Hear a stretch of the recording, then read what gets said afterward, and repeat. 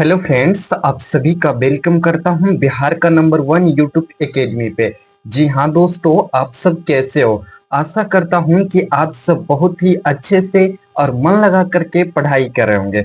जी हाँ दोस्तों, आज हम लोग पढ़ने वाले हैं बिहार बोर्ड क्लास 9th की केमिस्ट्री, जिसका चैप्टर नंबर 1 चल रहा है। जी हाँ दोस्तों, हमारे परिवेश के पदार्थ का पार्ट नंबर 9th। हमने कुल एक इंट्रोडक्शन क्लास लिए, वहां से यानी पार्ट नंबर 1 से लेकर के पार्ट नंबर 8 तक यूट्यूब पर वीडियो अपलोड है। प्यारे दोस्तों, यदि आपने नहीं पढ़ी है तो पहले उन सभी क्लास को आप कर लीजिए। उसके बाद यदि आप 9th में पढ़ोगे तो आपको बेहतर से अच्छे से समझ में आएगा। और मैं जो भी पीछे बता दिया हूँ पूरा अच्छे से एक एक टॉपिक्स को मैं क्लियर किया हूँ, आपको डायग्राम फिगर इन सभी के माध्यम से मैं बताया हूँ और पूरी कोशिश किया हूँ प्यारे दोस्तों कि आपको एक एक चीज अच्छे से समझ में आ जाए। ठीक है प्यारे दोस्तों, तो मैं आशा करता हूँ कि आप सभी को यह भी क्लास बहुत ही अच्छी लगेगी। ठीक है, क्योंकि यह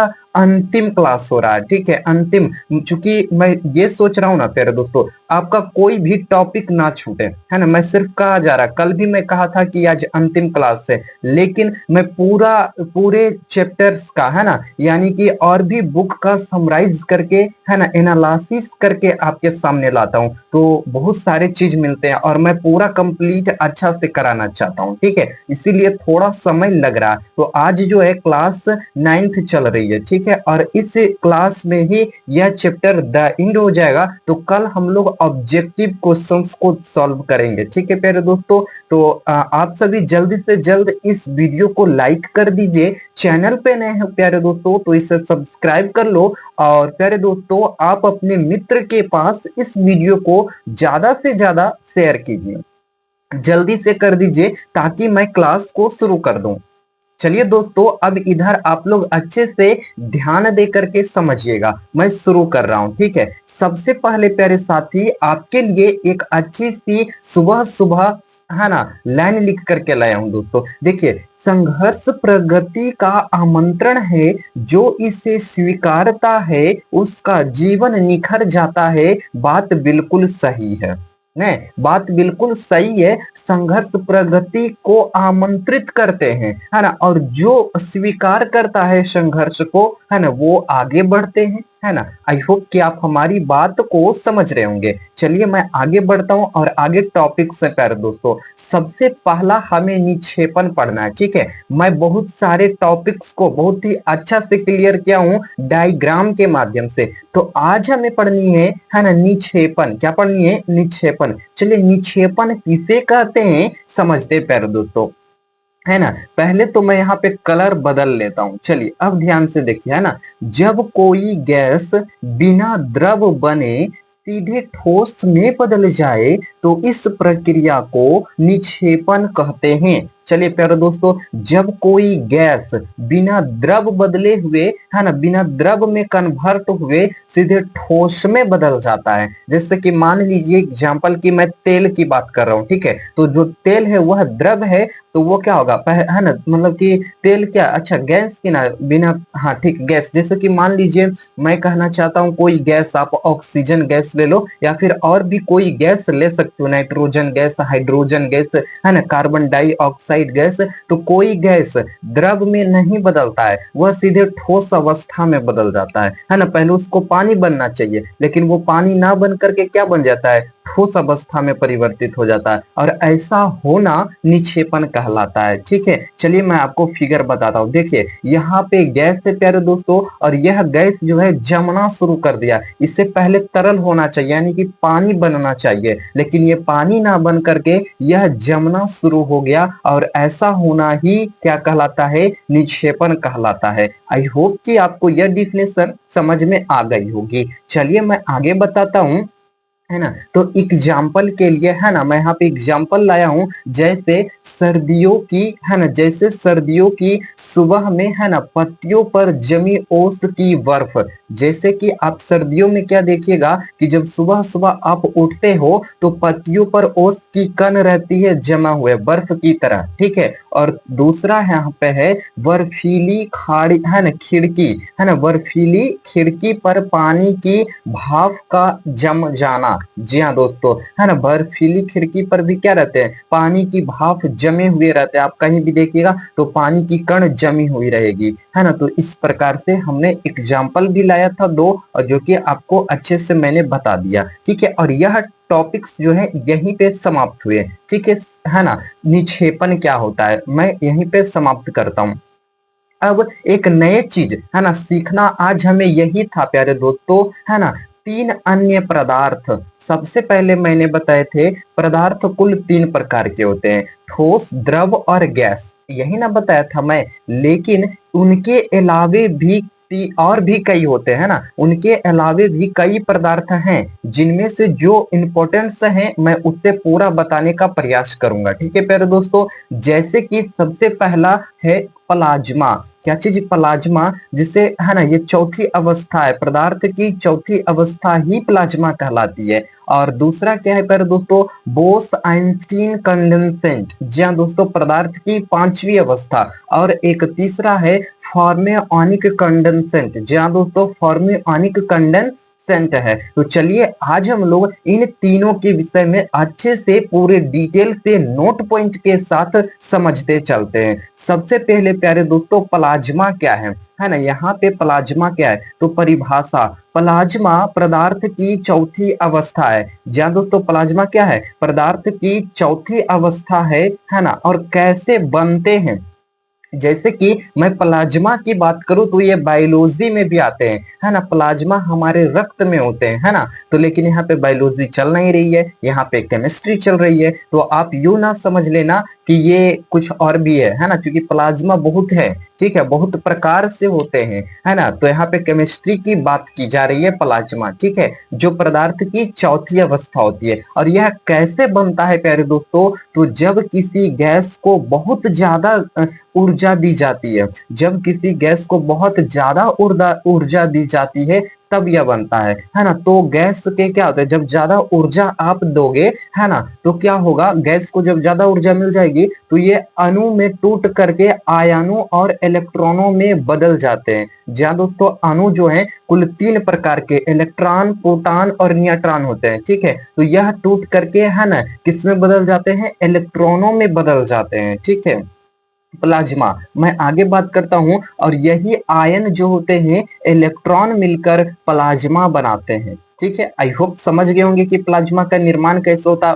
जी दोस्तों, है ना। अब यहाँ पे आप देखिए विशेषता, इनकी क्या विशेषता है ना। तो इसमें धनात्मक और ऋणात्मक आवेशित कण होते हैं, यानी कि कण वही इलेक्ट्रॉन, प्रोटॉन और न्यूट्रॉन, तो धनात्मक और ऋणात्मक आवेशित कण होते हैं। और दूसरा, यह बिजली का सुचालक होता है। जहाँ दोस्तों आपसे पूछा जाए कि प्लाज्मा बिजली का कैसा चालक है, तो आपको बताना है बिजली का सुचालक होता है। शायद प्यारे दोस्तों आप इसे अभी अच्छे से ना समझो, है ना, आप इस पर ध्यान नहीं दे सकते हो, है ना। लेकिन मैं कहता हूं ये कई एग्जामों में कई बार पूछे गए हैं, और आगे चल के आपको कड़ी मेहनत करनी पड़ जाएगी यदि आपने अभी नहीं बढ़िया से पढ़ा, पूरी डिटेल से नहीं पढ़ा। इसीलिए प्यारे दोस्तों, तो हमारी बात को आप विश्वास करके बढ़िया से डिटेल से पढ़ाई कीजिए, आपके पास अभी थोड़ी सी वक्त है, ठीक है। चलिए मैं आगे बढ़ता हूं और आगे समझाता हूं। यहाँ पे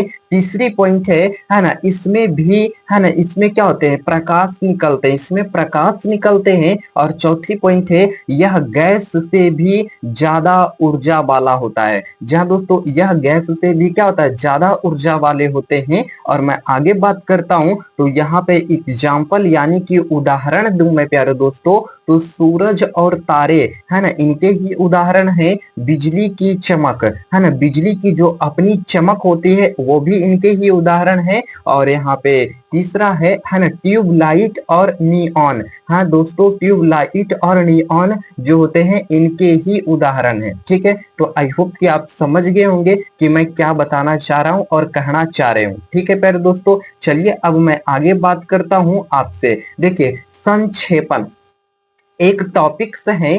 संक्षेप क्या है? अच्छा, संक्षेपण हमें याद आ रहा। ठीक है, तो मैं संक्षेपण चूंकि करा दिया हूँ। ठीक है, संक्षेपण किसे कहते हैं मैं करा दिया हूँ। यहाँ पे लिखा गया संक्षेप में, है ना, यानी कि शॉर्ट भाषा में मैं बोलूं, है ना, क्योंकि अब मैं क्या करने लगा हूँ, जो भी लाता हूँ कराता हूँ तो वो कराता ही हूँ, लेकिन एक संक्षेप में शॉर्ट में लाता हूँ डिफिनेशन, ताकि आपको पूरा एक बार में क्लियर हो जाए। ठीक है, तो संक्षेप में आप समझ लो प्लाज्मा को तो पदार्थ की चौथी अवस्था जिसमें गैस के अणु आयन और इलेक्ट्रॉन के रूप में बदल जाते हैं, बस वही प्लाज्मा होता है। तो आप समझ गए होंगे। अब मैं आगे बढ़ता हूं और आगे बताता हूं, है ना। पदार्थ की दूसरी अवस्था बोस आइंस्टीन कंडेंसेंट, जी हाँ दोस्तों, जिसे बीईसी भी कहते हैं, शॉर्ट में कहा जाता है। ठीक है, परिभाषा क्या है प्यारे दोस्तों, डेफिनेशन समझते हैं। तो जब किसी गैस के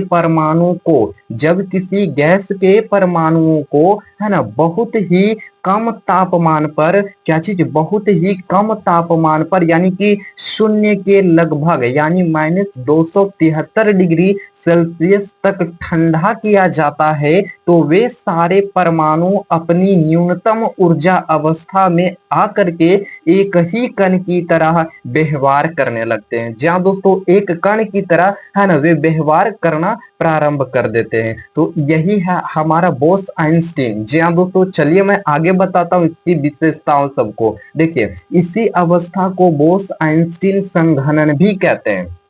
तो आपको शायद बोस आइंस्टीन संघनन क्या है, इस टाइप से प्रश्न बनते हैं। ठीक है, शायद आपकी 9th क्लास में ना पूछे जाए तो क्या है, लेकिन आपको तो पढ़ना है ना, क्योंकि टॉपिक्स हैं आपके बुक में दिए गए हैं, है ना, इसीलिए मैं उसे ऐड किया। नहीं तो फिर जो चीज आपकी बुक में नहीं है मैं उसे क्यों पढ़ाऊं, है ना। तो जो आपको अभी पढ़ना है आप वही पढ़े तो भी अच्छा होगा। ठीक है, तो इसी अवस्था को हम बोस आइंस्टीन संघनन भी कहते हैं। ठीक है प्यारे दोस्तों, अब मैं आगे बढ़ता हूं और इसकी खोज, जी हाँ दोस्तों, बोस आइंस्टीन की खोज किसने की थी, तो इस अवस्था का विचार, है ना, विचार जो है सबसे पहले वैज्ञानिक किनको आया था, सत्येंद्रनाथ बोस और अल्बर्ट आइंस्टीन ने दिया था, है ना। इस अवस्था बोस आइंस्टीन जो अवस्था है पदार्थ की पांचवी अवस्था है, और इसका सबसे पहला खोज किसने किया था, सत्येंद्रनाथ बोस और अल्बर्ट आइंस्टीन ने दिया था। कब, तो 1924 ईस्वी में। जहां दोस्तों 1924 से 25 ईस्वी के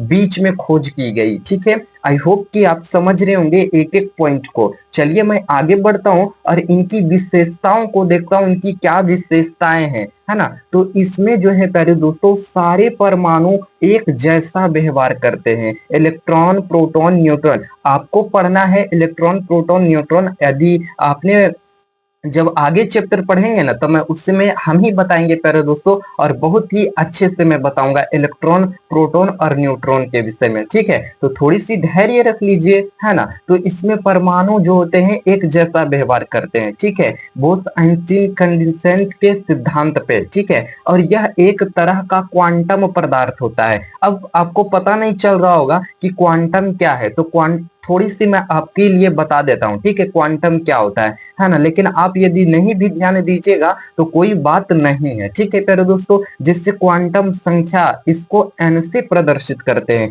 है ना। क्वांटम जो है वह एक प्रकार की संख्या है जो परमाणु में उपस्थित इलेक्ट्रॉन की ऊर्जा तथा, है ना, स्थिति का पता लगाने के लिए किया जाता है क्वांटम संख्या का प्रयोग।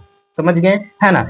क्वांटम संख्या क्या है, या फिर क्वांटम पदार्थ भी कहिएगा, है ना। तो क्वांटम संख्या परमाणु में स्थित इलेक्ट्रॉन की स्थिति और, है ना, उनकी ऊर्जा का पता लगाने के लिए क्वांटम संख्या का प्रयोग किया जाता है। ठीक है, चलिए मैं आगे बढ़ता हूं प्यारे दोस्तों, और आगे और भी अच्छे से क्लियर करता हूं, है ना। जैसे उदाहरण देखिए, है ना, तो बहुत ठंडी गैसें जैसे बेरोडियम हो गया, सोडियम हो गया आदि को प्रयोगशाला में ठंडा करके किया जाता है। ठीक है प्यारे दोस्तों, आई होप कि आप समझ रहे हैं और समझ ही गए होंगे। ठीक है, अब मैं नेक्स्ट बढ़ता हूं और आगे। जी दोस्तों, यहीं तक हमारी जो आज की क्लास थी है ना, यहीं तक समाप्त होती है प्यारे दोस्तों। आशा करता हूं कि अभी तक मैंने है ना लेक्चर नंबर 1 से लेकर के लेक्चर नंबर 9 तक मैंने पूरे अच्छे से है ना इस चैप्टर को एंड कर दिया प्यारे दोस्तों, और आपको एक एक टॉपिक्स बढ़िया से क्लियर हो चुका है। अब इस चैप्टर का एक कंप्लीट नोट्स जो है आपके पास भेज दिया जाएगा, क्योंकि मैं जो भी कराता हूं सारी पैनल पीडीएफ आपको भेज देता हूं सिर्फ इस नंबर पर। आप हमें कांटेक्ट एक बार कर दोगे तो मैं आपके व्हाट्सएप के माध्यम से सारी पैनल पीडीएफ फ्री में भेज दूंगा, आपसे एक भी रुपया नहीं लूंगा। ठीक है प्यारे दोस्तों, तो इस वीडियो को ज्यादा से ज्यादा शेयर कीजिए और लाइक कर दीजिए चैनल पे। यदि नए हैं तो प्यारे दोस्तों सब्सक्राइब भी कर लीजिए, है ना। आपने हमारे साथ वीडियो के अंत तक जुड़े रहे प्यारे दोस्तों, इसके लिए मैं आपको दिल की गहराइयों से बहुत बहुत धन्यवाद देता हूँ। थैंक यू प्यारे दोस्तों।